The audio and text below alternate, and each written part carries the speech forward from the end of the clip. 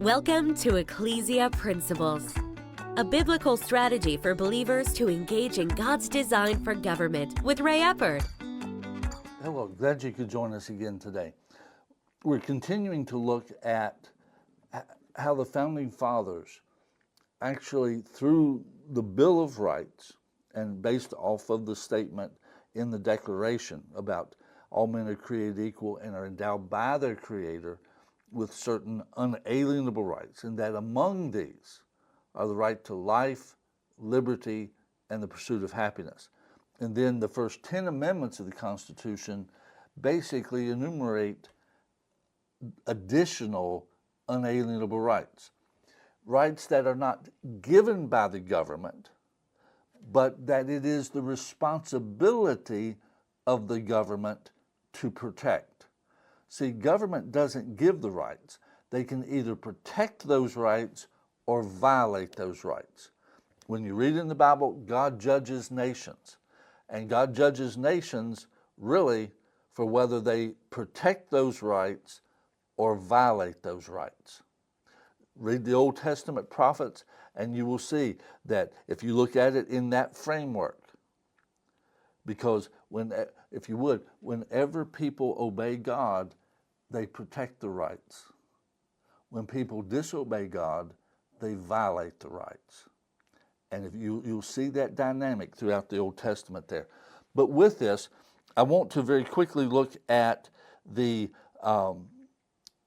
family government, in that it was protected by the Founding Fathers in this situation. Now, our text for this has been Romans 13:1, and I'm really staying on that because we need to understand this premise. Let every soul be subject to the governing authorities. Every person, from king to pauper, from president to the bum on the streets, let every soul be subject to God's governing authorities. Every soul. It's not every person subject to the government.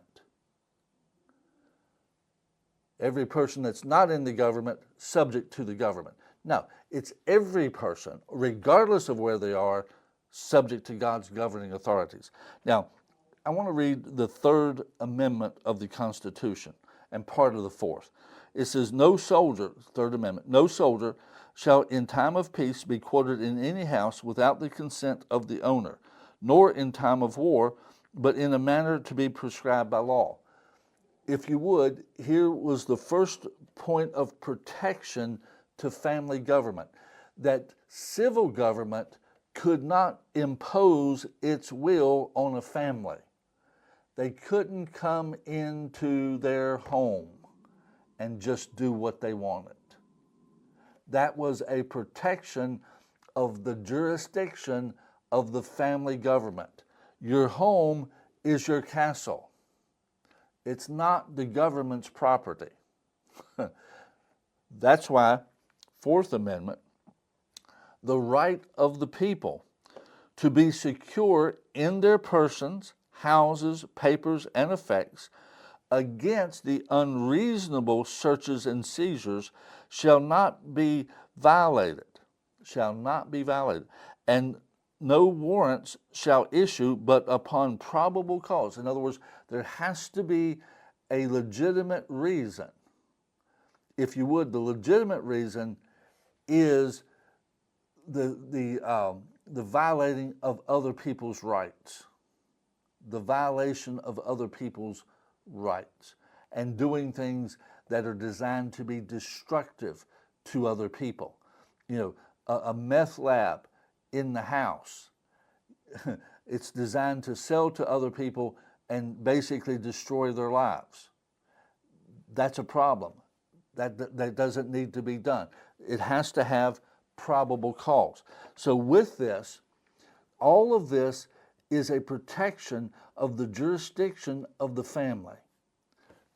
That Congress can't do this. It can't impose these things on a family. It can't come into the home. They can't come in without probable cause. There has to be a reason for it, not just because, well, I think something. No, there has to be a basis that gives cause for that, an element of proof.